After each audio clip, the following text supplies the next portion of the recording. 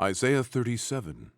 And it came to pass, when King Hezekiah heard it, that he rent his clothes, and covered himself with sackcloth, and went into the house of the Lord.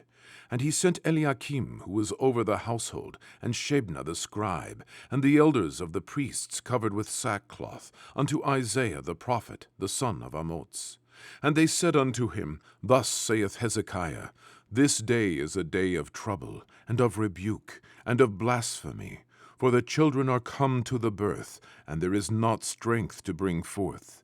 It may be the Lord thy God will hear the words of Rabshakeh, whom the king of Assyria his master hath sent to reproach the living God, and will reprove the words which the Lord thy God hath heard. Wherefore lift up thy prayer for the remnant that is left. So the servants of King Hezekiah came to Isaiah, and Isaiah said unto them, Thus shall ye say unto your master, Thus saith the Lord, Be not afraid of the words that thou hast heard, wherewith the servants of the king of Assyria have blasphemed me. Behold, I will send a blast upon him, and he shall hear a rumor, and return to his own land, and I will cause him to fall by the sword in his own land. So Rabshakeh returned, and found the king of Assyria warring against Libnah, for he had heard that he was departed from Lachish. And he heard say concerning Tirhakah, king of Ethiopia, He is come forth to make war with thee. And when he heard it, he sent messengers to Hezekiah, saying, Thus shall ye speak to Hezekiah, king of Judah, saying, Let not thy God, in whom thou trustest, deceive thee, saying, Jerusalem shall not be given into the hand of the king of Assyria. Behold, thou hast heard what the kings of Assyria have done to all lands, by destroying them utterly. And shalt thou be delivered? Have the gods of the nations delivered them which my fathers have destroyed, as Gozan, and Haran, and Retseph, and the children of Eden, which were in Telassar? Where is the king of Hamath, and the king of Arphad, and the king of the city of Sepharvaim, Hena, and Ivah?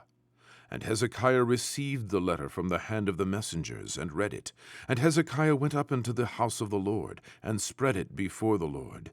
And Hezekiah prayed unto the Lord, saying, O Lord of hosts, God of Israel, that dwellest between the cherubims, thou art the God, even thou alone, of all the kingdoms of the earth. Thou hast made heaven and earth. Incline thine ear, O Lord, and hear.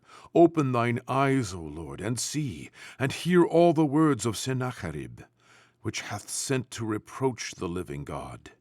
Of a truth, Lord, the kings of Assyria have laid waste all the nations and their countries, and have cast their gods into the fire, for they were no gods, but the work of men's hands, wood and stone. Therefore they have destroyed them.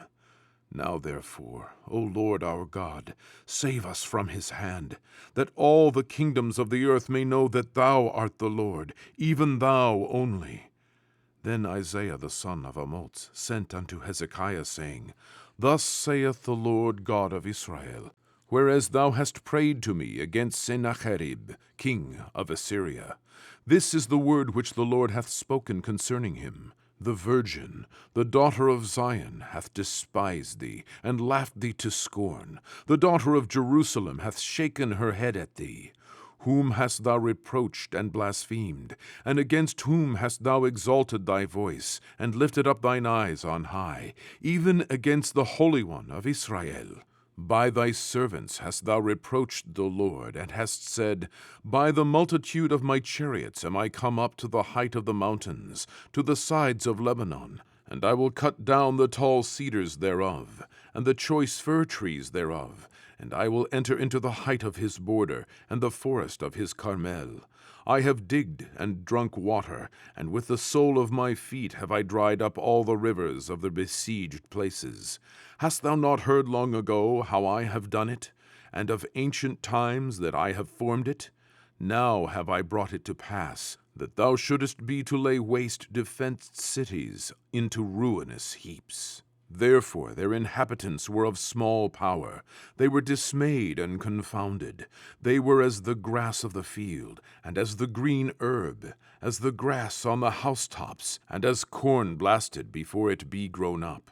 But I know thy abode, and thy going out, and thy coming in, and thy rage against me.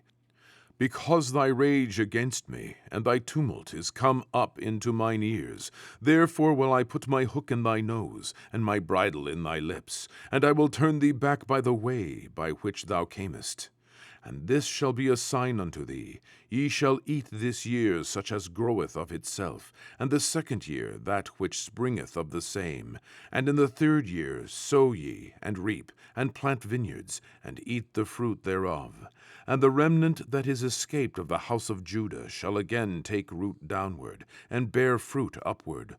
For out of Jerusalem shall go forth a remnant, and they that escape out of Mount Zion.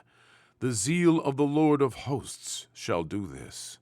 Therefore thus saith the Lord concerning the king of Assyria: He shall not come into this city, nor shoot an arrow there, nor come before it with shields, nor cast a bank against it. By the way that he came, by the same shall he return, and shall not come into this city, saith the Lord. For I will defend this city to save it for mine own sake, and for my servant David's sake.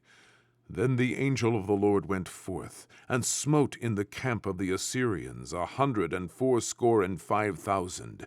And when they arose early in the morning, behold, they were all dead corpses. So Sennacherib, king of Assyria, departed, and went and returned, and dwelt at Nineveh.